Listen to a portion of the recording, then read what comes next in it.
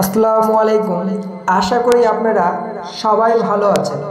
আপনাদের জন্য নতুন একটি ভিডিও নিয়ে এসেছি আপনাদের মাঝে। এই গাছটি সবাই চেনে, কিন্তু এই গাছের কি উপকারিতা অনেকেই জানেন না। এই গাছটির নাম হচ্ছে তুলসী পাতা। আমাদের গ্রামে শহরে বিভিন্ন জায়গায় এই গাছটি দেখতে পাওয়া যায়। অনেকেই ডায়রিয়া ভালো হয় না, কিন্তু এই গাছের পাতার মাধ্যমে অনেক উপকারিতা পাবেন। ডায়রিয়াতে ভালো ফল দেয় তুলসী পাতা। তুলসীর পাতা প্রতিদিন 3 থেকে 5টি খেতে হবে। কয়েক সপ্তাহ খেলে ডায়রিয়া ভালো হয়ে যাবে। অনেকেরই গরমে কেউ না কেউ ঘামলে ঘাম ঝরাতে ভূমিকা রাখে তুলসী। তুলসীর পাতা প্রতিদিন 3 থেকে 5টি খেতে হবে। যাদের কুষ্ঠরোগ ভালো হয় না তাদের জন্য সুখবর।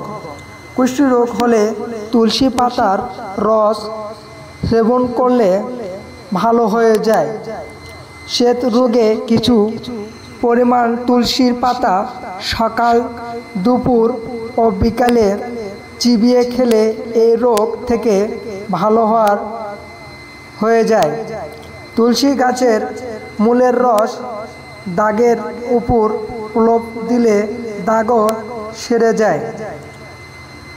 গর্ভাশয়ের সমস্যায় গর্ভপাত হলে তুলসী বীজ 25 গ্রাম পেষণ করে খেলে উপকার হয়। যাদের জন্ডিস ভালো হয় না তাদের জন্য সুখবর। জন্ডিস একটি পরিচিত রোগের নাম। এই রোগের তুলসীর রস 10 গ্রাম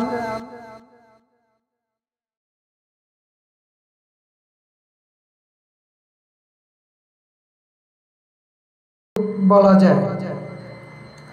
এই চৌকোটা একটি সংক্রামক রোগ।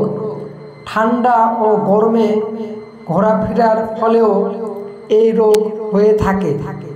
এই অবস্থায় তুলসী পাতার রস চোখের কাজলের মতো করে লাগালে বা তুলসী পাতার রসের সঙ্গে সামান্য মধু মিশিয়ে চোখে দিলে চৌকোটা রোগ বা পানি পড়া রোগের আরোগ্য লাভ করে, মানে ভালো হয়ে যায়। যদি আপনাদের এই ভিডিওর মাধ্যমে একটু উপকার পেয়ে থাকেন তবে অবশ্যই সাবস্ক্রাইব করে রাখবেন ও লাইক দিয়ে পাশে থাকবেন।